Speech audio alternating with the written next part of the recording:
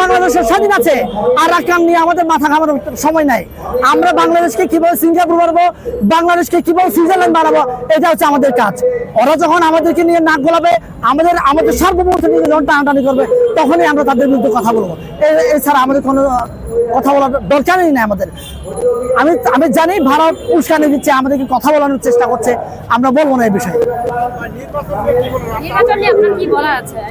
শুনেন, আমি মনে করছি কি নির্বাচন আগে হবে না পরে হবে, আমার এটা নিয়ে কোনো কথা নাই আমার। কিন্তু কথা হচ্ছে যখনই নির্বাচন হোক, যতদিন আপনার চেয়ারে থাকবেন, আমরা চাই বাংলাদেশের জন্য বিগত 15 বছর ধরে শেখ হাসিনা যা করেনি, এই 3 বছর হোক, 3 মাস হোক, 4 মাস হোক, বা 1 বছর হোক, 2 বছর হোক, যতদিন চেয়ারে বসবেন বাংলাদেশের মানুষের জন্য এমন একটা কাজ করে যান, যাতে করে বিগত দিনগুলো আপনার 53 বছরে অনেক উপদেষ্টা আসছে, ঠিক আছে, আসে নাই, অনেক তত্ত্বাবধায়ক সরকার আসছে, কিন্তু ওরা ক্ষমতার চেয়ার থেকে যে চলে গেছে, ওই জন্যই ওদেরকে বাংলাদেশ ছেড়ে পালাতে হয়েছে।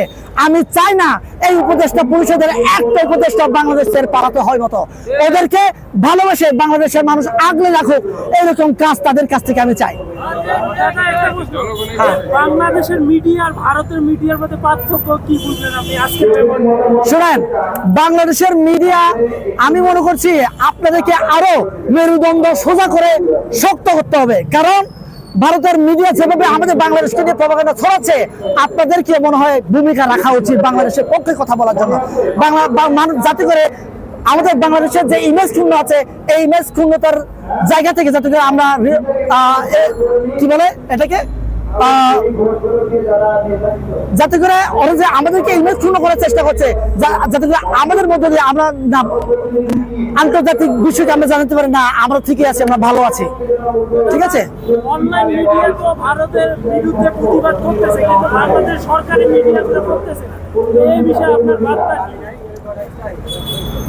এই জন্য আমি বলছিলাম আমাদের বাংলাদেশের মিডিয়াকে আমি সম্মান করি, শ্রদ্ধা করি, কিন্তু আমার কথা হচ্ছে হাসিনার 5 আটার দালাল দেখে ওরা ফোকাসিং এ রাখছে। যারা কিনা হাসিনাকে 5 আটতো ওদেরকে ফোকাসিং এ রাখছে, যারা হাসিনা বিরোধী কাজ করতো ওরা কেউ ফোকাসে নাই আজকে। আমি এই জন্য বলছি মিডিয়াকেও আপনার শুধরানো দরকার, আপনারা শুধরান ভাই, সময় আছে এখনো। বাংলাদেশের পক্ষে কথা বলেন, তাহলে বাংলাদেশের মানুষ আপনাদেরকে বুকে জড়িয়ে নেবে। আপনারা জানেন যে বিডিআর বিদ্রোহ হয়েছে, বিডিআর বিদ্রোহ বলে আমি বলবো না বিডিআর বিদ্রোহ, আমি বলছি এটা বিডিআর হত্যাকাণ্ড হয়েছে, ন্যাক্কারজনক হত্যা হয়েছে, পরিকল্পিত হয়েছে। এই জন্য আমাদেরকে ভারতকে ধরতে হবে, ভারতকে না ধরলে আমাদের মুক্তি নাই। ধন্যবাদ ভাই। ভাই প্রোগ্রাম পরে করবে। হ্যাঁ, আপনি যে বলছেন এটা আপনি কতটা তাদের বিষয়ে আপনার যুক্তিসঙ্গত মনে হচ্ছে, অযৌক্তিক, বা এটার বিষয়ে আপনি কতটা? কোন বিষয়ে?